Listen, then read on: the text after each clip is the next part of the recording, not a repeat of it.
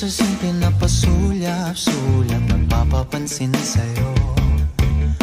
Umabot sa palitan ng mga mensahe, kilig na kilig ako. Kumusta, kain na, hello, magandang umaga. Ingat ka, pahinga, huwag kang masyadong magpupuyat pa.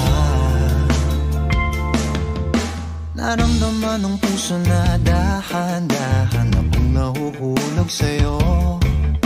Sa kada araw na tara na, sumakay ka na para pwetso tayo. Usap meron nang namumuo, nung hindi ko na alam kung anong patutunguhan. Ang hiling ko lang naman na itong naramdaman.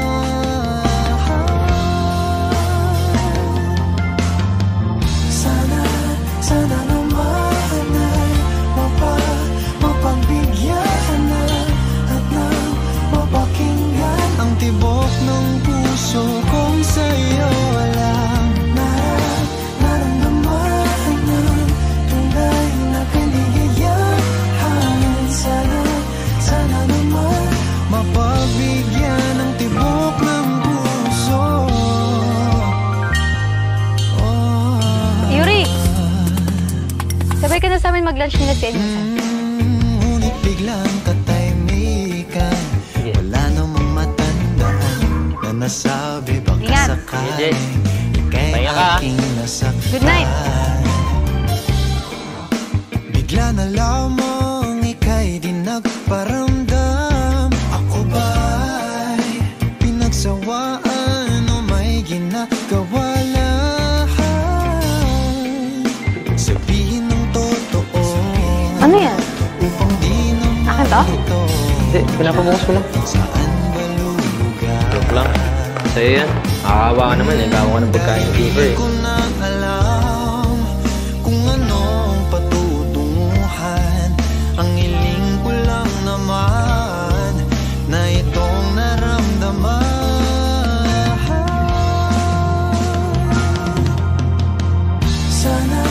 Sana naman ay mapagbigyan na at nang mapakinggan ang tibok ng puso kong sa'yo lang. Naramdaman naman tunay na kaligayahan. Sana naman mapagbigyan ang tibok ng puso. Oh no. Sana'y wag nang patagalin, aminin na rin nilalaman ng damdamin. Sana'y sabihin mo sa'kin kung Masyado kang mabait. Yung mga ganyan, madaling samantala. So, gusto mo akong bumalik sa dati? Hindi, no? Gusto ko kapag nagpapakatotoo ka. So gusto mo ako? Hindi. Babalikan kita. Naintindihan ko, Jay. Hihintay lang ako dito, ha? But please, bumalik ka, Jay.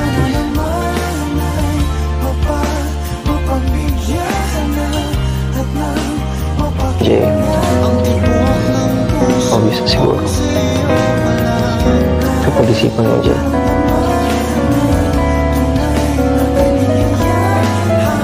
Ano ba to? Ano bang ibig sabihin nito? This is me trying to take control of the situation. Pagod na ako maging hindi in control. Kung ano nararamdaman ko, sa kung ano gusto ko. Yung sino gusto ko, Jay.